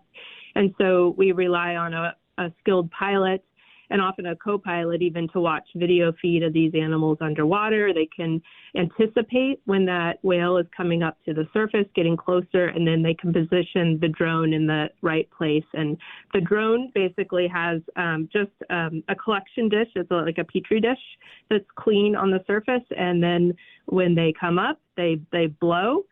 They release droplets from their lungs, and those get collected on the petri dish. And then we bring that drone back to the boat. And then who has the wonderful job of collecting that after all those greeblies are on it? Exactly. And it's so valuable stuff. Right. So we take painstaking efforts to use like a swab, just like you did for your COVID test. Yep. We use the exact same swabs actually. And we use that on the Petri dish to collect up all that exhalant, and then it goes in a vial and back to my lab here at the Woods Hole Oceanographic Institution, and then we do the genetic analysis to actually measure the bacteria, the microbes that are in that exhalant. That's what we're looking at. What have you learned so far from these samples? Yeah, so we've collected samples from 85 individuals, actually like 125 samples, so some repeats. And what we've discovered is that the types of bacteria that they have in their exhalant reflects their health state. And so that's incredibly exciting because this is the first time that a biological sample has actually reflected health state for these animals. So you're able to kind of get an idea what's going on in their lungs and if this is contributing to some of the issues that the North Atlantic right whale is facing. Exactly, yeah. And so prior to this, we've mostly been reliant on like visual health assessment, so photographs of the animal, including using the drone to get up really high and see how thin or fat they are, as well as, do they have scars from entanglement and things like that. And so that's basically what we used in our study to show who was healthy and not, because going into this, like nobody knows what kind of microbes live in whales, Right. Like, come on, that's not something you can just look up. And so we had to use those prior knowledge and data to basically like ground truth our data. And so we're super excited that it's reflective of health. So at the end of the day, is it conceivable that the information that these drones are collecting from these animals you might be able to develop some sort of medication to help them should they be sick? That's a really interesting thought. And I think absolutely the more information you have about what exactly is wrong with the whale, then we could tailor an actual treatment. And I will say that's a little far off. We're not there yet. Right. We're very excited about this health diagnostic tool for not only whales, but you know what? Whales are like kind of the pillars of the ocean, right? And so if they're healthy, then our oceans are healthy. And so we're also excited about that element as well, as to be able to get another tool to examine ocean health. Examining right whales in the past has been a difficult task, if not a dangerous task. We've heard the stories about trying to help entangled whales in the past, and getting close to these animals in their environment has become difficult. This drone technology must be a game changer for you folks. Absolutely. So we're getting just so much more information about what's going on with them. I don't know what the state of the art is with detanglement with drones, but I think that's something that's certainly being considered and would put humans out of harm's way. And it's just amazing that we can use this and for the good, right? Drones for good. This is amazing. And we still know that the North Atlantic right whale is in some serious trouble. There's only about 400 of them left in the world? Yeah, less than 400. I think 384 is the last report that came out. Only like 72 reproductively active females too. So that's a worry because you need, females to be reproducing and calving to be able to keep the population going. So that's another reason that this health assessment tool is so important, is because we need to understand their status and the pressures, right? Like what are the impacts on the population and the species. Fascinating stuff, Amy. Amy, I appreciate it. I know you're busy, and keep us in the loop when you learn more, okay? Oh, thanks so much for being curious. I love it. All right, have a good one. That is Amy Apprill from the Woods Hole Oceanographic Institution down there in Massachusetts. Drones are like an absolute game changer in a bunch of different areas, right? We hear about drones all the time that are, as Amy said, that are for bad, right? We hear about them used for military purposes and so on and so forth, but this is the converse of that. This is the ability to fly over the blowhole of a North Atlantic right whale, and I don't know if maybe it's breath, maybe it's more like a sneeze. That's the kind of picture that I get out of it. and they're able to collect this data on these endangered animals, and hopefully at the end of the day is going to help to ensure that they don't disappear from the planet, because they certainly are very close in doing that. It's been a week. I can say that with full confidence. It's been a week, and it's been a weather week. And we're going to stop and take a break for the news here on the program. Our weather specialist and very soon to be meteorologist, Allister Aalders, has been working lots of hours this week, keeping you informed and keeping you with the accurate information for these last couple of weather events that we've endured here this week in Nova Scotia and across the Maritimes. He's here. He's going over his maps and his models right now, and is going to join us after the update to give us an idea of what we can expect from the weekend. And maybe if we ask him, he'll tell us a little bit about rainfall amounts and wind gust speeds that we saw from that nor'easter that blew its way through here. And of course, I'm going to ask him what the heck is a polar vortex. We're back after the news.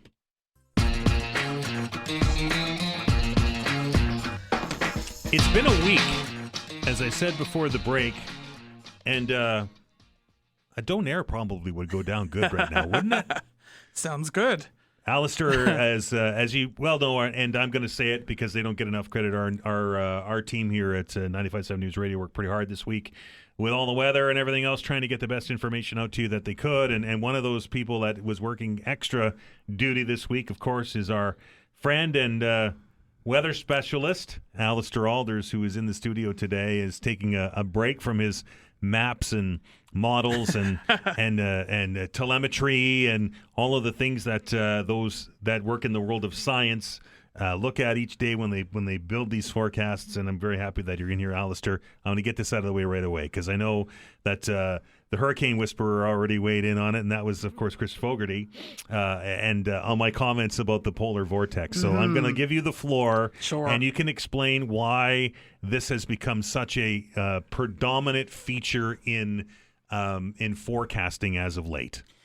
Well, I mean, I'm not sure there's one answer to that question. I mean, the term has been around for decades. I mean, you can look back to at least the 1950s, and that's, it was in the scientific realm then. And really, for most of its existence or usage, it's been held within, scientific communities, especially tied to research and whatnot. But it was about a decade ago that the U.S. had just a very large outbreak of Arctic air that led to a number of issues. And that's kind of when the term kind of came out of the shadows and into the mainstream media. And ever since then, it's been just kind of poking around every winter to at least some extent. Each season is different. There was a bit of a resurgence, I think if it was a few years ago now, where it was being used a lot in the mainstream media. So, I mean, it's a phenomena and a term that's not new. I mean, it's a swirling area of a vortex, if you will, but an area of low pressure that sits at the poles with, very cold Arctic air. It's always been there and it spins there. I mean, it weakens in the summer and then it typically strengthens as we go through the winter. And from time to time, that vortex, if you will, that area of low pressure spinning at the poles can weaken, and we see branches of that polar vortex or of this Arctic air cold break off from, the Canadian Arctic, Siberia, what have you, and then it spills down into, often the Midwestern, Eastern U.S. into our region. Sometimes it does go a lot farther south into the southern states, where obviously cold winter weather is not common there. So I think that's partially why it kind of came into the mainstream, is when those areas that just had been receiving cold that's so unusual, there was a desire for an explanation as to why it happened. So winter. I mean, winter for sure. And, the term, I mean, it's not necessarily my favorite, and we could debate its usage in mainstream media. I think, and not referencing media locally, but I find in the United States it's very much commonplace in weather-based articles, and a lot of the times perhaps that article is not being written by someone with a scientific background or scientific knowledge of the phenomena, and you kind of see it just getting used out of place. Right. Because it has been used a bit for this current Arctic blast that we're experiencing now. Well, it's not technically wrong, right? It's what is responsible for this cold snap is that breakdown in that trough of air coming off the vortex here. It's a weakening of that polar low, that or not polar low, but that vortex over the poles, right, coming down into farther south and east. I mean, it happens almost every winter. It happens to some extent. There's two polar vortexes. There's the tropospheric polar vortex, which is all of our weather happens in the troposphere, but very high up in the atmosphere. And then there's the stratospheric polar vortex, which is the next layer of our atmosphere, which happens, once every winter or every other winter, I should say. It's not uncommon. The term it has is early been, though, right? It's this earlier is than early. usual. This is more of a midwinter chill in a way. I mean, minus 24, 5 wind chills this morning, parts of northern New Brunswick into the minus 30s with the wind chill. So, I mean, this is more of a January or maybe early February like air mass. So it's certainly here a bit sooner than we would typically see. But the phenomena, the polar vortex, is nothing new. The term just came into the mainstream. It gets used quite a bit. I know there's probably debate as to whether or not we should be using it or not. But, it is the scientific explanation and definition and reason why we do see these outbreaks of Arctic air in the wintertime. I mentioned during the preamble, Allister, that you've been busy this week because it has been a rather active weather week here in the Maritimes. Mm-hmm. We saw, as you predicted, a rain event from the nor'easter in Halifax proper. I mean, outlying areas did see snowfall and so on and so forth. Did we get a good idea of amounts that we saw across the municipality? So rainfall was generally about 30 to 40 millimeters. I believe there were a few pockets just in excess of 40. So the forecast was about 30 to 50. So lower end of that range generally, but still within it. And then winds were gusting at their peak upwards of 60, for some closer to 70. So it was very wet and windy. And then, of course, as you mentioned, it was just a bit of a sloppy mess inland with, where I am just outside of the municipality. We had that brief period of snow, then it changed to rain, and then it was back to snow, and it's it was still a bit on the ground yesterday before it warmed up, but it was nothing too significant. But hearing reports from the valley and the North Shore with just extreme variability, where a place like on South Mountain in the valley, 30 centimeters of snow easily, but moved to the valley floor in a place like Kentville or Greenwood, and it was about 10 centimeters. Similar on the North Shore, the Cobequid Mountains, had reports upwards of 30 centimeters or more, but then traffic nightmares on that Cobequid Pass, but moved closer to the North Shore. Places like Truro and New Glasgow did not really receive a whole lot of snow, and they were kind of expecting it. But as we were talking about on the show, temperature and elevation was going to be a big factor in how much snow would be able to accumulate, because it was a wet snow for everyone that did receive it. Obviously, more challenging to accumulate that wet snow, and temperature and elevation really played a big factor in those locations. And now some of them are seeing even more snow because of this snow squalls. The snow squalls and the cold Arctic air that's moved in. And that is impacting kind of the northeast part of the province and into Cape Breton, correct? Yes. I mean, sometimes I feel like the valley goes a bit not quite unnoticed, but they're not in any alerts.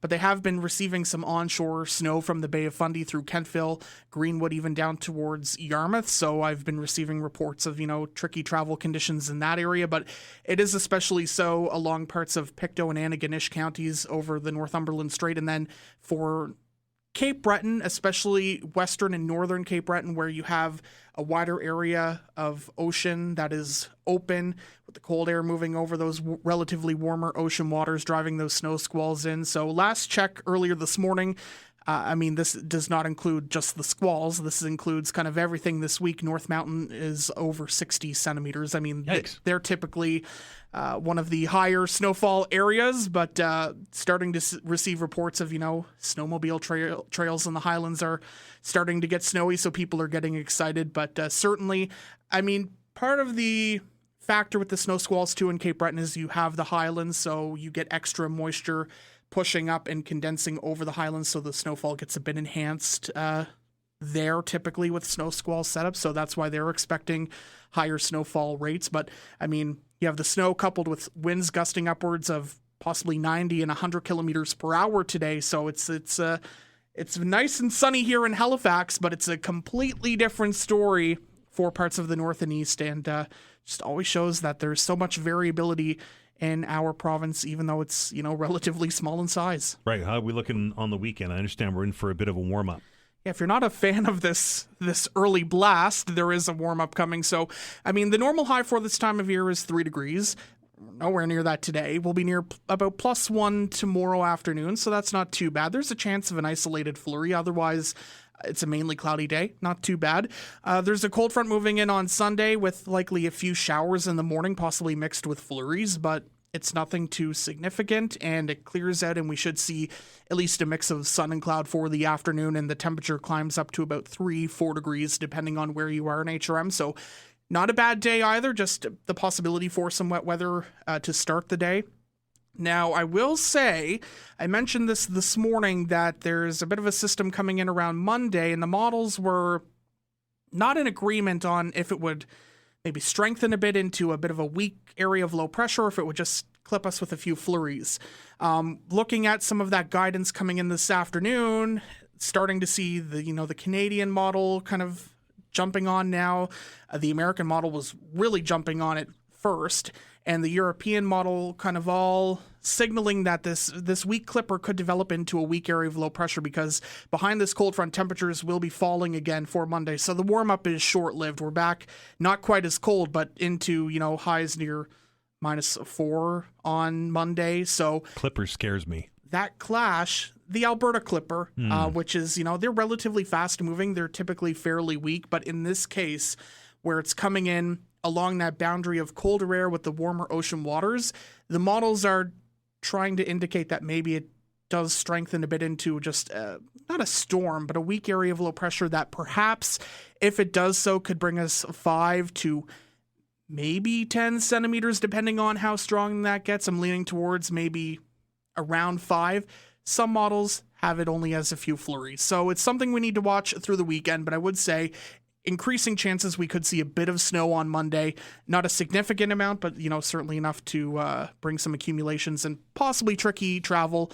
But we need to keep a very close eye on it through the weekend. He's so busy you can hear his forecasts on the news wheels in the morning and the afternoon, and accurate as they get. I'll say it first. He nailed it last one, and he flies in and out of here just like a polar vortex. That's Allister Aalders. He's here every Friday to give us an idea of what we can expect as we head into the weekend. When we come back, we'll wrap up the week. We'll wrap up the show with our sports guru, who's got a smile from ear to ear as those infernal New England Patriots continue to dominate the American Football Conference. Cecil will be in after the break.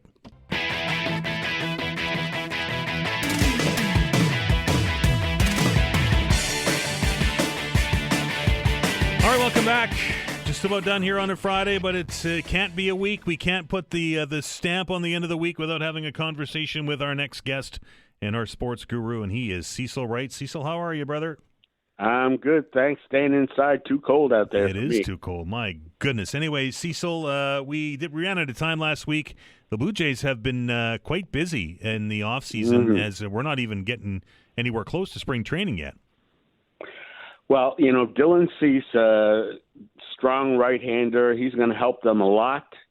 Pairing him with Gosman and Savage, the youngster there.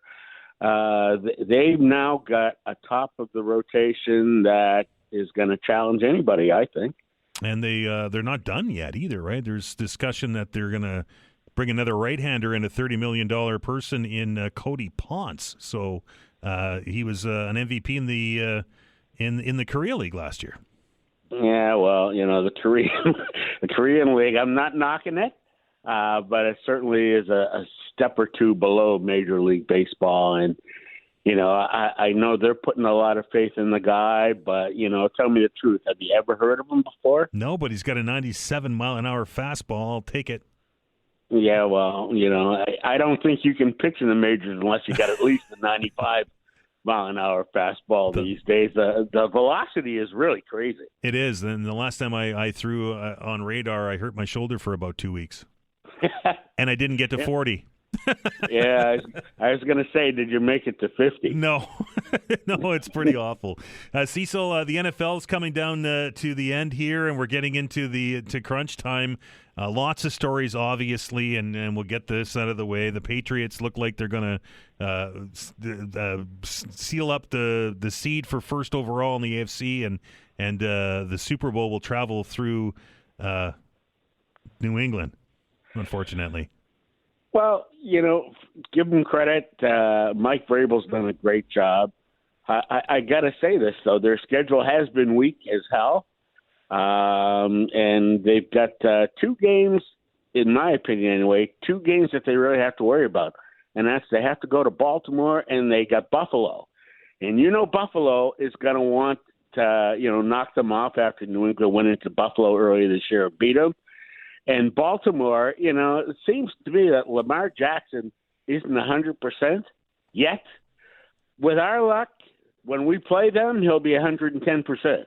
That's just the way things shape up for the Patriots. But, you're right. It is going to have to go through Foxborough. Hopefully they'll get a bye in the first round.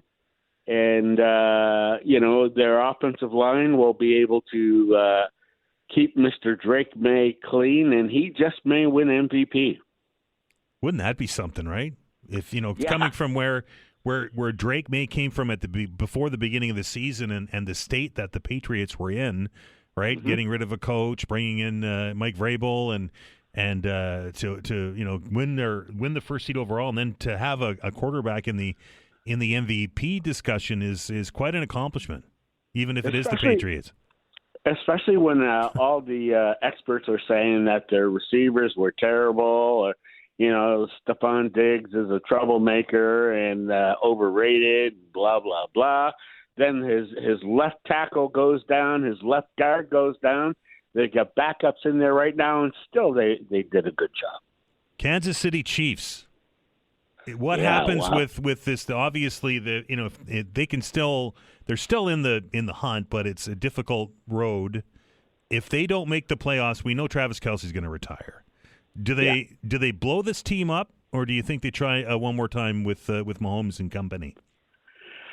I don't know how you can blow it up. I mean, it's pretty sad if you don't have an incredible record and go to the playoffs, then everybody thinks you're terrible. This is a team that has rivaled the Patriots for success, in consecutive seasons. And, just because they don't have the best record in the league this year means you got to blow it up. I mean, how many teams should have it blown up then?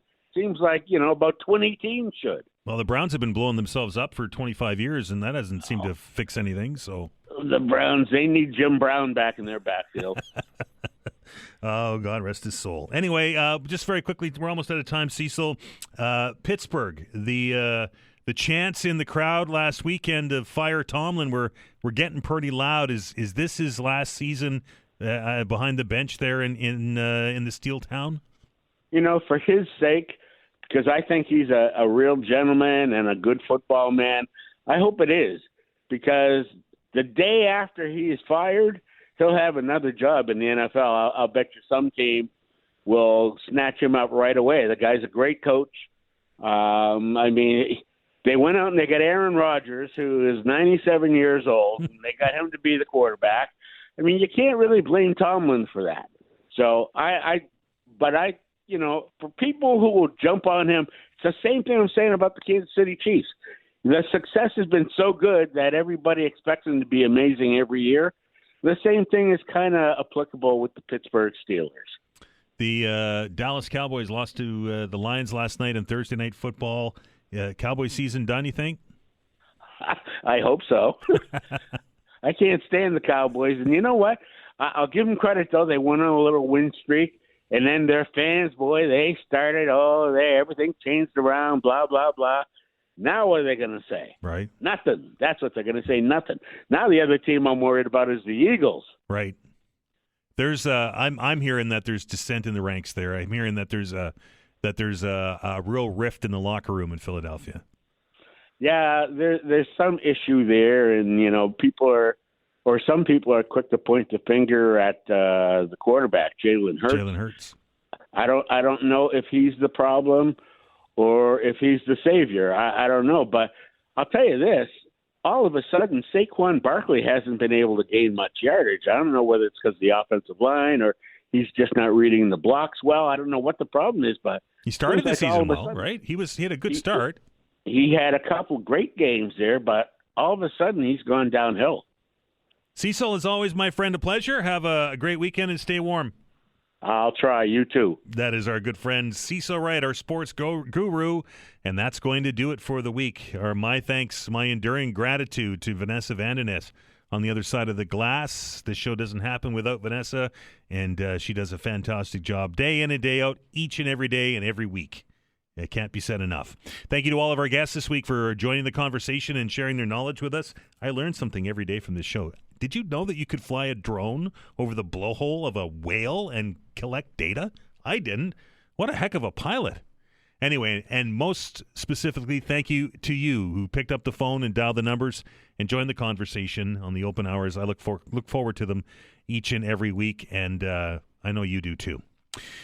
That's going to about do it, folks. I hope you have a fantastic weekend. Looks like things are going to warm up, so get out there and enjoy what Nova Scotia has to offer. Boy, are we ever lucky to live where we do. People travel from miles around to come here just to see what we have in our own backyard, and I don't think that we get out there enough and enjoy it in the wintertime. It's easy to get stuck on the couch and watching the football games rather than getting out there and enjoying Nova Scotia. Have a fantastic weekend, everyone. Be well, and remember, be kind to one another.